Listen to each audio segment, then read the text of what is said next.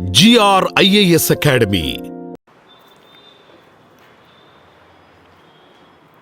100 days, 100 themes, one goal, UPSC Prelims. Hello everyone, welcome back to Mission Surya. In this program, we deal with current affairs completely from Prelims perspective. So let's get started. Today we are going to learn about first Pragati. So what is this Pragati? Why we are reading about this? Pragati completed 50 years and Pragati is a governance platform. So it has been launched in 2015 and acts as a multi-purpose, multi-modal governance platform. And it also enhances accountability, transparency and for taking timely decisions. So what are its important features? So it will bring together union government, state government and the involved other stakeholders into one platform for the collaboration, and real-time project will be monitored using Pragati platform, and it helps for taking faster decisions, and the meetings are chaired by Prime Minister. That's how Prime Minister will be able to interact with the officials directly through this platform. What are the main objectives of Pragati? In order to complete the projects very fastly, Pragati helps by lessening the time for decisions making as well as grievance redressal mechanism. So what is grievance redressal? For complaints, solutions will be taken. Okay, so for grievance redressal also Pragati acts as a platform, and for the improvement of delivery of welfare schemes very fastly. So that is how Pragati is helping us, and it will also use other tools like PM Gati Shakti, Parivesh portal and PM reference portal also collaborates with Pragati. So this has been termed as a global benchmark and also called as a single source of truth according to Oxford University's Business School. So that is about Pragati platform. So what it does, it strengthens the federalism, cooperative federalism, because it is involving union government, state government and other stakeholders. It is acting as one platform. So that is how it improves the coordination between these people who are involved for any project, especially infrastructure projects. So the main goal was to reduce the time taken for completion of infrastructure projects. So using Pragati, around 94% issues have been resolved, which indicates high efficiency of the Pragati platform. Overall, it is improving the governance in many ways, either by reducing the time taken for the decisions or for improving the collaboration between the stakeholders involved like union, government, state government and other stakeholders who are involved in the infrastructure projects. So what are the main key projects that are dealt by our Pragati platform? One is JUSBRL rail link, Navi Mumbai International Airport and Bogeybill Railcom Road Bridge. So these are the important projects dealt by Pragati. Let's see more about these projects. JUSBRL project, it connects Kashmir Valley to the rest of India, and this project is very important in terms of strategy and economic value. What about the Navi Mumbai Airport? It is constructed to reduce the traffic in Mumbai and to improve the regional connectivity. So that is the objective of Navi Mumbai airport. And the third one is Bogeybill Bridge. It is a longest rail cum road bridge in India. So Bogeybill Bridge is very important for you because it is the longest rail cum road bridge in India and it enhances northeast connectivity. So this is the JSU BARL project and this is Bogeybill Bridge. If you notice here, there is both road and rail in the same bridge. So what do you have to notice from here? So Pragati is a technology based governance model which improves coordination and efficiency between the stakeholders involved, and it also strengthens the cooperative federalism between the union and state governments, and it helps in implementing decisions faster and allows for citizen centric governance. So that is about Pragati platform. Moving to the next topic, Weimar Triangle. So what about the Weimar Triangle? It is the first India's engagement with Europe. How? It is a trilateral platform of France, Germany and Poland. Okay? France, Germany and Poland. This is called as Weimar Triangle. So this Weimar Triangle is a trilateral platform connecting these three nations, and it has been established in 1991 and it stands as an informal cooperation in Europe. So first time India has participated in this. So that is why we are studying about Weimar Triangle now. So what about this Weimar Triangle? It was formed after the Cold War to stabilize Europe, and it also promoted France, German and Poland reconciliation. So we just told it is a trilateral platform connecting these three nations. So it improved the conditions between these three countries, and it also helped to integrate Poland into NATO and European Union. So this is about the background of Weimar Triangle. Let's see the objectives of the Weimar Triangle. So its main objective is to promote European integration by integrating the three countries into the NATO and EU. It has achieved it. So it wants to enhance political connections between these countries and to strengthen security and defense cooperation between countries that belongs to Europe, and also to improve economic and strategic values of the Europe Union. So what are the main features of the Weimar Triangle? So we just told that it is an informal platform. It's not something formal or documented, but it maintains regular summits and ministerial meetings. So this Weimar Triangle acts as a bridge between western part of the Europe and eastern part of the Europe. So why it is important now? Because there is a conflict between Russia and Ukraine going on. So this is important right now to focus on the security of the Europe and for energy security, and also for the strategic autonomy of the European Union. So that is the importance of the Weimar Triangle for the current scenario.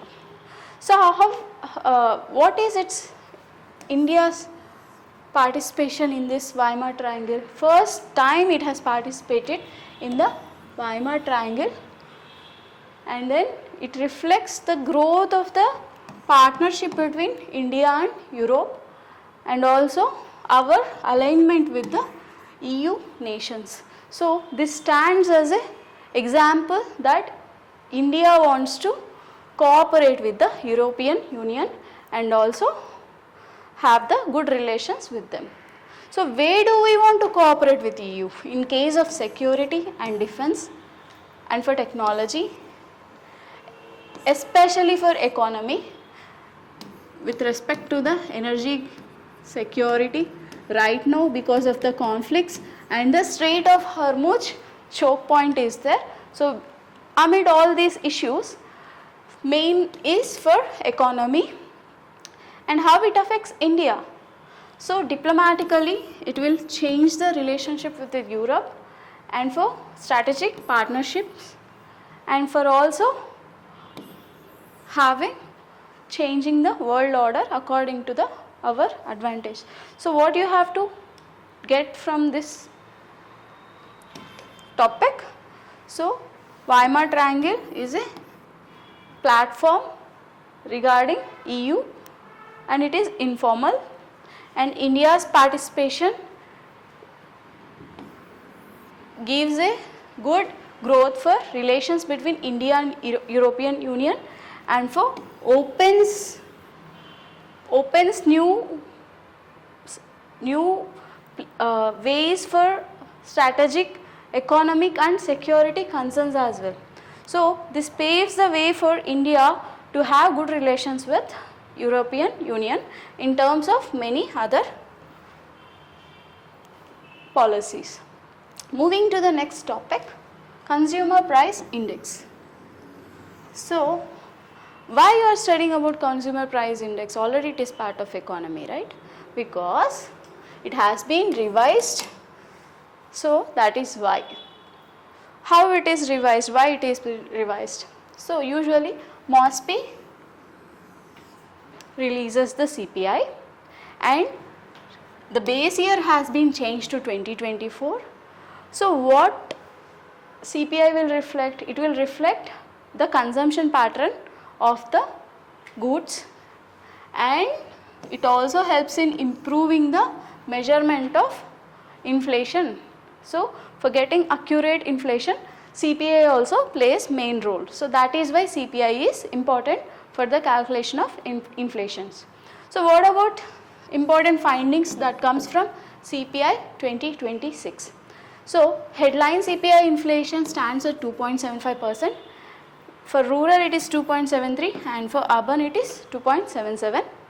Whereas food inflation stands at 2.13% and housing inflation stands at 2.05%. So usually what is inflation? Rise of prices, right? Rise of prices in goods and services. So that is termed as inflation. So to measure inflation we are using consumer price index. Okay. So what about consumer price index? So what it measures? It measures retail price changes of goods and services. So there is another term called wholesale price index. There you will be calculating wholesale prices, but here consumer prices index reflects the changes in the retail price. So what it indicates? It indicates the cost of living and inflation. So whenever the cost of any good that is used by consumer, retail price increases, let's say 5 rupees. So what happens? Cost of living also increases. So what is cost of living? So the amount required by a family to survive in a city or in a village or any place, it is termed as cost of living. So minimum food requirements will be calculated here, and so that is how cost price index affects the consumption patterns of the people. So what it covers? It covers both rural and urban areas, and it stands as a headline inflation indicator. So what is the base year? So right now the new base year is 2024. So it is used as a reference for price comparison. So the formula stands this way. So how the CPI is constructed? It uses the base year prices and weights from household consumption expenditure survey. So current prices will be collected by the NSO. So by calculating the base year prices with respect to now, the consumer price index will be calculated. So what about the new CPI series? The consumption basket has been updated.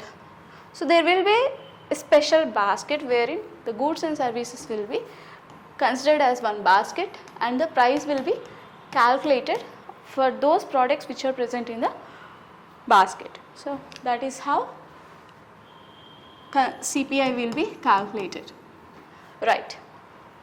So what it reflects? It reflects where people are spending their money. What about the data sources? They are collecting e-commerce price data, online services like airfares and OTT platforms as well, and administrative data as well, rail fares and fuel. So these all data will be also used for new CPI series. So what has been excluded from calculating CPI? Government and employee provided housing has been removed from the CPI basket. So this will prevent distortion in housing index. So what is the linking factor here? It ensures continuity of data. So whenever the prices are compared with respect to base year, we'll be calculating the prices with respect to base year, even historical data as well. So you will have the data for different years with respect to the base year. So you can compare the data from different years with respect to the base year. So and 2025 stands as the overlapping year. So it connects CPI 2012 and CPI 2024 series. So that is about the new CPI. So why we had to revise base revision? See, we are getting 2024 as the new base year. So why? Because the consumption pattern has been changed. So the basket also changes. When basket changes, there will be a shift in the urbanization and income shifts as well, because people are earning more. So when they are earning more, they will spend more. They will spend more on the luxury goods, not only on the needs. Okay, they will go for want based, from need based economy to want based economy when people earn more.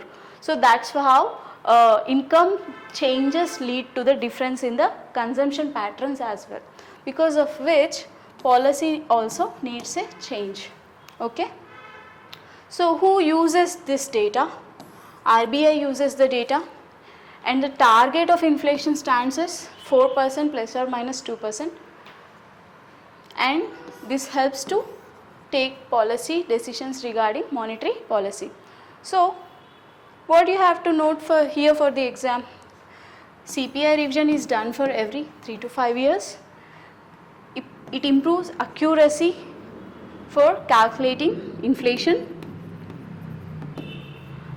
and for making effective policies and for global alignment.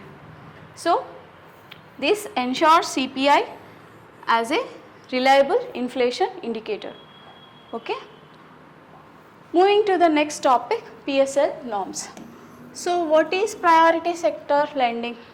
So banks are suggested to lend money to few important sectors. So that is called priority sector lending. So why are we reading about this now? Because there are revised directions regarding priority sector lending. So the aim was to deliver credit to the people who are vulnerable, especially these sectors: agriculture, MSME, education, housing. So these sectors are eligible for the priority sector lending. So what is priority sector lending? These sectors, they receive credit from the banks in order to inclusion and increase the financial access for these sectors. So what are its important features? They want to increase the transparency, revise the targets, and to give credit to people who has not been included in the financial sector till now. So that is the main objective. So here it prevents double counting of loans and improves the accountability. So that is the main transparency objectives regarding PSL norms. So what about the small finance banks from 75% to 60%? So target has been reduced so that they can operate flexibly. So that is the changes for the small finance bank. Loans through NCDC have been qualified as PSL. So this will support cooperative institutions as well as rural credit systems. So that is the changes regarding small finance banks as well as NCDC loans. So banks, in order to give priority sector loans, they can partner with NBFCs and other institutions as well. So this partnering helps them to achieve the targets and share the risk associated with the priority sector lending. So in priority sector lending, credit access has been increased for agriculture and MSME sector as well. So this aligns with the changing economic needs in the present scenario. So what about the targets for major banks? We have seen for small finance banks it was reduced from 75 to 60%, right? So for major banks 40%. So it's for domestic and foreign banks it is more than 20 branches. So what about foreign banks? We just told it is less than 20 branches. The overall target remains same. They can use the export credit. Okay. What about the RRBs? Target is 75%. So in the target there is a subdivision. For agriculture there must be 18% and for weaker sections 15%. They can also include renewable energy and for infrastructure projects as well. So what is the importance because of these reforms? It will improve the rural credit penetrations by including people who has not been covered under financial programs, financial credit. By including them, they are giving more rural loans. So that is the coverage has been increased rurally by including agriculture sector and weaker sections, especially by giving the subdivision. Okay, they also increasing transparency and accountability and also supports MSMEs and other cooperative sectors. So what do you have to remember here for the exam? PSL, priority sector lending, it is an important tool for financial inclusion and development. So the revised norms increases efficiency, transparency, governance and coverage. So by including people and increasing the coverage, we are developing the India's financial ecosystem. So that is about priority sector lending. So moving to the next topic, star labeling. So whenever you have seen some fridge or AC in your house, you would have noticed stars on it, right? You would have noticed 5 stars on it. So what are those? They will tell the electricity efficiency. So the efficiency of the electricity usage of that particular appliance is reflected on the label that is called BEE label. So why are we studying it now? Because the star labeling norms of BEE has been revised in order to promote efficiency and to influence the consumer choices as well. So what about this BEE? This Bureau of Energy Efficiency is a statutory body which has been created under the Energy Conservation Act 2001. So what are its main objective? To provide consumers with the information that how much efficiency this appliance will deliver with respect to the energy consumption. So that's how it will develop the energy saving behavior in the consumers and also helps to reduce electricity consumption and the cost associated with the appliance. So what about this details? It operates under the Standards and Labeling Program, and these appliances are based on the efficiency. So the more number of stars are there, the more efficient it is. So 5-star indicates that it is more efficient, whereas 3-star indicates it is lesser efficient compared to the 5-star product. So that is how it tells about the efficiency of the product. So for which it is compulsory. If you notice here, this is the sample. Here they will be darkened for the efficiency of the product. So if 4 stars are there, if 4 stars have been darkened, it is having 4 rating with respect to the BEE label. So for some appliances should have mandatory rating for fans, geysers, lamps and color televisions. So some appliance it's not mandatory but just suggested. Those are industrial motors, computers and ovens. Those doesn't need compulsorily, but if someone's appliance is having 5-star, they will show it off to encourage consumer to buy it. So that's how they also can sell those items which are good for energy consumption. So what is its importance? It develops the energy saving behavior among the customers, reduces the carbon footprint, and it supports India's sustainable development goals regarding energy efficiency as well. Moving to the next topic, coking coal. So why are we studying about the coking coal? Because it has been added to the Part D of the first schedule of Mines and Minerals Development and Regulation Act of 1957. So coking coal has been classified as critical and strategic mineral. The main aim is to strengthen industrial growth and for energy security. So what is the importance of coking coal? For production of steel, it is the main component, main fuel required for the blast furnace, and for our steel production we are importing 95% of our requirement. So what happens? Our currency flows outside, right? So we want to reduce import dependence and to increase the production in our locally domestic areas. So that is the goals. So what do you expect here?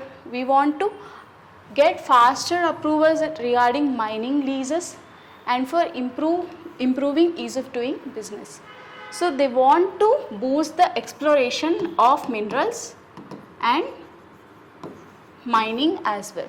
So this by doing approvals faster, it will encourage private sector also to engage in the mining of coking coal.